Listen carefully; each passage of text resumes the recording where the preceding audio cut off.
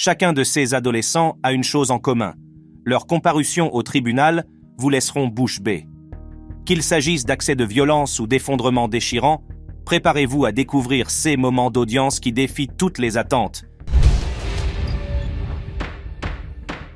S'il est de notoriété publique que la plupart des gens ne supportent pas les conséquences de leurs actes, la réaction de Chandel Jackson, 19 ans, à sa condamnation a été particulièrement choquante. Prenez place dans la salle d'audience du comté de Milwaukee, où nous allons voir un adolescent devenir fou dans la salle d'audience. En juillet 2009, Nathan Potter, un étudiant en cinéma de 21 ans de l'université du Wisconsin-Milwaukee, se rendait à son appartement sur North Dusman Street lorsqu'il a été dévalisé par Jackson, 19 ans, et son complice Derek Thomas. Malheureusement pour Potter, il n'avait pas d'argent à remettre au voleur, et, peut-être fâché par ce vol qui avait mal tourné, Chandel a sorti une arme et l'a abattu. L'arrestation de Chandel Jackson et de son complice a rapidement attiré l'attention, et peu de temps après, l'affaire a été jugée par le tribunal de circuit du comté de Milwaukee. L'accusation a décrit la mort de Nathan Potter comme un crime prémédité. Cependant, l'avocat de la défense de Chandel, Patrick Earl, a affirmé que les actions de son client étaient simplement celles d'un jeune garçon qui avait agi sous l'effet d'une impulsion. Alors que nous aurions pu facilement croire les paroles d'Earl, le comportement de Chandel tout au long du procès ne correspondait pas à ces affirmations. Il a fait des remarques sarcastiques à l'encontre de la famille de la victime, il a ri et s'est moqué d'elle, montrant clairement que tout ce qui se passait au tribunal n'était qu'un jeu pour lui. Son comportement contrastait fortement avec le témoignage de sa mère, qui affirmait que son fils n'était pas un monstre. En février 2010, après des délibérations approfondies, le jury a reconnu Chandel Jackson coupable d'avoir participé au crime d'homicide volontaire au premier degré et de tentative de volume. Mais l'histoire ne s'arrête pas là. Chandel, réalisant peut-être que les choses étaient désormais sérieuses, a commencé à plaider pour la clémence. Mais il était trop tard. Le juge Dallet a condamné Jackson à la prison à vie, sans possibilité de libération conditionnelle, ainsi qu'à des années supplémentaires pour tentative de vol et pour une fusillade non mortelle sans rapport avec l'affaire, survenue le même jour que le meurtre de Potter. Ce qui s'est passé juste après cette condamnation reste l'un des moments les plus dramatiques jamais vus au tribunal. De manière inattendue, Chandel est devenu fou, criant et tremblant violemment dans la salle d'audience. Il est même allé jusqu'à proférer des obscénités à l'encontre du juge. Il a fallu l'intervention de 3 adjoints et du détective James Hutchinson de la police de Milwaukee pour maîtriser Jackson et le plaquer au sol à l'aide d'une bombe lacrymogène. En tout état de cause, ce fut un spectacle très effrayant qui restera à jamais gravé dans l'esprit de tous ceux qui ont été témoins de l'accès de colère de Chandel. Alors qu'il était emmené hors de la salle d'audience, les membres de sa famille ont reflété son comportement, un parent ayant même été entendu en train de dire à la famille de la victime qu'elle les détestait. Si vous pensiez que la réaction de Chandel Jackson était dramatique, attendez de rencontrer Damon Kemp, dont la théâtralité dans la salle d'audience n'était rien de moins qu'une performance. En 2023, Damon Kemp comparaît devant le tribunal après avoir abattu 2 étudiants à Daytona Beach. La salle d'audience s'est transformée en salle de théâtre lorsque Kemp a été amené. Prenons place au tribunal du comté de Volusia où se déroule cette scène dramatique. Avant de commettre le double meurtre, Damon Kemp, âgé de 24 ans et originaire de Stone Mountain, en Géorgie, était un étudiant comme les autres à l'université Bethune-Cookman. À l'époque, il était ami avec Trey Ingraham, un boxeur prometteur et ancien élève, et Jordan Padden, tous deux âgés de 19 ans au moment de leur mort tragique. Il ne s'agissait pas d'une simple connaissance occasionnelle. Kemp vivait même avec Ingraham, jusqu'à ce qu'on lui demande de quitter l'appartement. Bien que l'on ne sache pas exactement ce qui a conduit Ingraham à prendre cette décision, Kemp n'était pas d'accord. Cette simple décision allait conduire à ce qui allait être un événement mortel en décembre 2018. Le 7 décembre, pour être précis, les voisins ont été surpris lorsque le bruit de coups de feu a été entendu à travers les murs de l'appartement d'Ingraham à Daytona Beach. Cependant, c'est le lendemain que les corps d'Ingraham et de Padden ont été découverts. Ils avaient été abattus de plusieurs balles et se trouvaient près de la porte, comme s'ils avaient tenté d'échapper à leur meurtrier. À l'époque, les spéculations allaient bon train sur les causes et les responsables de la mort des 2 garçons. Aurait-il eu des ennemis sur le campus? S'agissait-il d'un trafic de drogue qui aurait mal tourné? Il y avait plus de questions que de réponses. Au fur et à mesure que l'enquête sur les meurtres progressait, Kemp n'a pas tardé à devenir le principal suspect. Avant leur découverte, Kemp avait déjà été arrêté à la suite d'une effraction à main armée dans un autre appartement du même complexe, 14 heures seulement après les meurtres d'Ingraham et de Padden.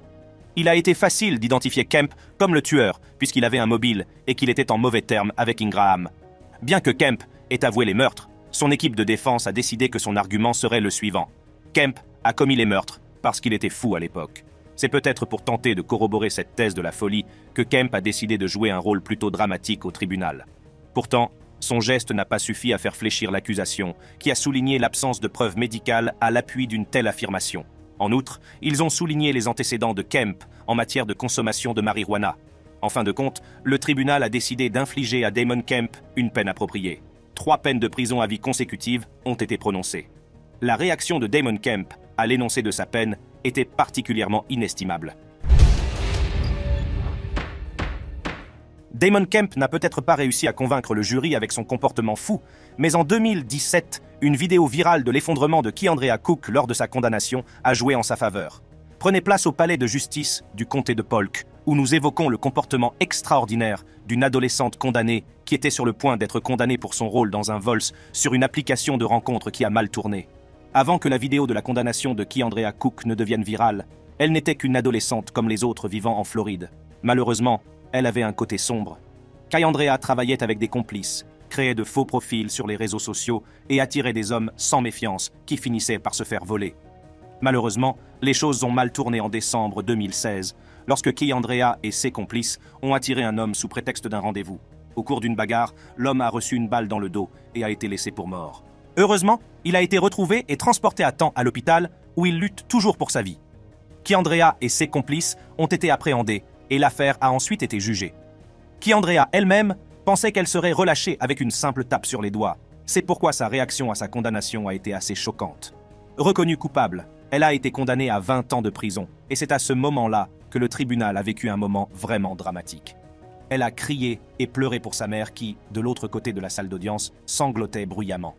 Ce moment filmé est devenu viral, et comme on pouvait s'y attendre, sa crise d'émotion a ému de nombreux téléspectateurs. Finalement, sa peine précédente a été annulée, et elle a écopé d'une peine de 11 ans de prison, assortie d'une période de probation de 20 ans. Lorsque Fernando Salgado, 18 ans, a appris qu'il allait passer des années en prison pour un délit sexuel, il a fait sensation dans la salle d'audience. Dans une salle d'audience de Californie, Fernando Salgado s'apprête à faire un esclandre qui laisse les spectateurs incrédules. Plongeons dans cette affaire plutôt troublante. On s'attend à un certain degré d'innocence de la part d'un adolescent. C'est pourquoi le crime commis par Fernando Salgado est assez choquant. Étudiant de 18 ans au lycée Abbé Miller, Fernando n'était pour ses camarades qu'un élève ordinaire, mais ils allèrent découvrir qu'il avait un côté sombre. Lors d'un cours d'été de maçonnerie à l'école secondaire Abbé Miller, Fernando s'est livré à une série de crimes sexuels qui font froid dans le dos. Dans un cas, il aurait tenté d'introduire un morceau de barre d'armature dans l'anus d'un autre élève. Dans un autre cas, il a tenté d'utiliser un manche à balai sur un autre élève. Mais, ce qui est encore plus effrayant, c'est que son professeur Emmanuel de la Rosa, âgé de 27 ans, était au courant de plusieurs cas de comportements similaires dans sa classe. En fait, il a encouragé Fernando et 3 autres élèves qui se sont livrés à ces actes répugnants et a également refusé de signaler les incidents aux forces de l'ordre. Salgado, son professeur, Emmanuel de la Rosa, 27 ans, et les 3 élèves mineurs impliqués ont finalement été arrêtés. Les charges retenues contre Salgado étaient lourdes et les preuves accablantes. En échange de son plaidoyer de culpabilité pour les 2 chefs d'accusation, Fernando bénéficierait d'un sursis sur la base de son témoignage véridique contre Emmanuel de la Rosa. L'enseignant a été inculpé d'un délit de maltraitance d'enfants, de 2 délits de tentative de pénétration sexuelle avec un objet étranger, de 2 délits de séquestration par la violence et d'un délit de non-signalement d'un cas présumé de maltraitance d'enfants. Malgré cet accord, Fernando a surpris la salle d'audience par une explosion lorsqu'il a appris qu'il resterait en prison, sa caution ayant été fixée à 300 000 $. En criant « Sortez-moi d'ici et je veux rentrer chez moi », Fernando n'a pas seulement réagi à la décision du tribunal, mais il a manifesté la pression, la peur et peut-être la culpabilité qui s'étaient accumulées en lui. Même sa famille s'est jointe à l'escalade du chaos. Bien que son témoignage ait permis de réduire sa peine, Fernando a été condamné à 3 ans de mise à l'épreuve pour crime et à 180 jours de prison dans le comté, à purger les week-ends. Si vous pensiez que la crise de Fernando était explosive, attendez de voir la réaction de Dexter Johnson, 18 ans, à sa condamnation. La série de crimes commis par Dexter Johnson n'était pas seulement brutale, elle faisait aussi froid dans le dos, surtout si l'on considère l'âge qu'il avait à l'époque. Pourtant, sa réaction lors de sa condamnation en 2007 pour un double meurtre brutal a été presque aussi choquante que son crime, la salle d'audience sombrant dans le chaos. Dexter Johnson n'avait que 18 ans et était considéré comme déficient intellectuel. Pourtant, en 2006, avec 4 autres adolescents, il a formé une sorte de gang violent et a décidé que se lancer dans une série de crimes était le passe-temps idéal. Le premier et le plus odieux de leurs crimes est un double meurtre. Johnson et ses acolytes ont détourné et volé Maria Aparece, 23 ans, et Huingo, 17 ans, alors qu'ils étaient assis dans la voiture de Maria Aparece devant la maison de Huingo. Selon les documents judiciaires, Johnson et les autres ont emmené le jeune couple dans un endroit isolé où Johnson a agressé sexuellement Aparece avant que lui et un autre adolescent ne les abattent tous les deux, les tuant sur le coup. Après une série de violences qui a duré 25 jours et entraîné 3 autres meurtres, Johnson a été arrêté et le jury, après d'intenses délibérations, l'a déclaré coupable d'un meurtre passible de la peine capitale. Le juge, confirmant les lois de l'État, a condamné Dexter Johnson à la peine de mort. Dexter, qui avait alors 19 ans, allait étonnamment déclencher une fureur qui marquerait à jamais l'esprit de tous ceux qui seraient entrés en contact avec le clip viral de sa crise. Le tribunal entier a explosé dans le chaos, les familles des victimes et les familles de l'accusé se déchaînant dans la salle d'audience. C'était une scène que l'on n'aurait jamais imaginée dans une salle d'audience. Il a fallu que tous les représentants des forces de l'ordre présents sur le terrain maintiennent tout le monde à distance. Même à l'extérieur de la salle d'audience, le pandémonium a éclaté. Un membre de la famille s'effondrant juste à l'extérieur du tribunal. Malgré ce comportement incrédule, cela n'a pas suffi à faire basculer la décision du tribunal. Dexter Johnson est toujours dans le couloir de la mort et attend son exécution.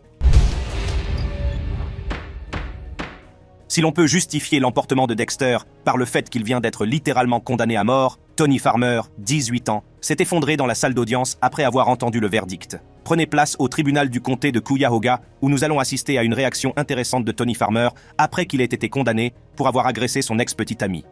Avant d'être condamné à une peine de prison, Tony Farmer était un joueur de basketball de lycée, promis à un bel avenir dans la NBA. Il jouait pour les Garfield Heights Bulldogs, où il était clair pour tous que le talent de Farmer était indéniable. En fait, Farmer était classé parmi les 100 meilleurs joueurs de lycée de la ville. En avril 2012, alors que Farmer aurait dû se concentrer sur les séries éliminatoires et la fin prochaine de sa carrière de lycéen, sa vie personnelle a pris un tournant sombre. Une confrontation avec son ex-petite amie Andrea Lane dans son complexe d'appartements s'est envenimée, et Farmer, qui mesure 6 pieds et 6 pouces, a été filmé par la télévision en circuit fermé, en train de gifler et de frapper sa petite amie de façon répétée. L'accusation a monté un dossier contre lui, en l'inculpant d'enlèvement, d'agression criminelle, de vol et d'intimidation. Les preuves étaient accablantes, en particulier les images de sécurité de l'altercation entre Farmer et Andrea Lane.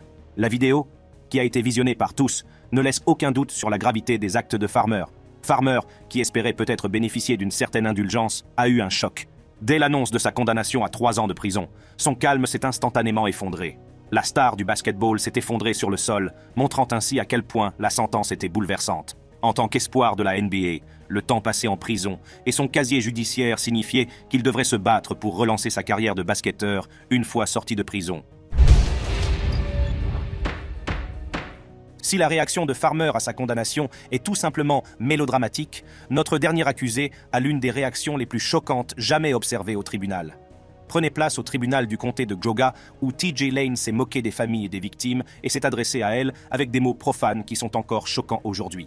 Thomas, TJ Lane 3, 17 ans, était connu de ses camarades comme un élève tranquille, souvent seul. Au vu de son apparence, il était difficile de croire que ce même adolescent allait commettre une fusillade meurtrière dans une école qui a coûté la vie à 3 élèves et en a laissé un handicapé à vie. Selon les rapports, TJ Lane avait des antécédents de violence envers les gens, en particulier les femmes, y compris les propres parents de TJ qui ont été accusés de violences domestiques. Il a dû être confié à ses grands-parents dans l'espoir que ce changement aurait un impact positif sur lui. 2 mois avant la fusillade, Lane a publié un poème troublant sur sa page Facebook. Chaque mot était étrangement inquiétant, mais personne n'aurait pu imaginer le carnage qui était sur le point de se produire. Le matin du 27 février 2012, Lane s'est armé d'un pistolet semi-automatique Ruger MK3 Target de calibre 22 volets, a porté un sweatshirt à capuche sur lequel était inscrit le mot « Killer » et est entré dans la cafétéria avec un objectif mortel. Dès qu'il est entré, il a commencé à tirer sur les élèves de la cafétéria. Alors que les coups de feu retentissaient, Frank Hall, un surveillant de salle d'études et entraîneur, et Joseph Ritchie, un enseignant, ont réagi immédiatement et ont finalement maîtrisé Lane, qui a été appréhendé par la police. Malheureusement, le mal était fait. Russell King Jr., Demetrius Hewlin et Daniel Parmertor ont été mortellement blessés, tandis que d'autres ont subi des blessures qui changeront à jamais le cours de leur vie. Tout au long du procès, le comportement de Lane a été erratique et troublant. Il semblait ne pas s'impliquer, comme si tout ce qui se passait dans la salle d'audience n'était qu'une plaisanterie pour lui. Tout d'abord, Il a porté au tribunal une chemise sur laquelle était écrit « Killer », exactement comme celle qu'il portait le jour de la fusillade. À d'autres moments, il affichait un sourire déplacé. Il a montré son majeur à la salle d'audience, faisant preuve d'une absence de remords qui n'a fait qu'accroître l'angoisse des familles des victimes présentes. Le juge, sans se laisser décourager par ce spectacle, a condamné Lane à 3 peines de prison à vie consécutives sans possibilité de libération conditionnelle, une pour chacun des étudiants auxquels il avait impitoyablement ôté la vie. Et voilà, nous sommes arrivés à la fin de cette vidéo d'adolescents qui ont pété les plombs dans la salle d'audience. Des explosions aux crises de nerfs, nous avons tout vu. Pour d'autres vidéos fascinantes comme celle-ci, cliquez sur les cartes qui s'affichent sur votre écran et je vous attends.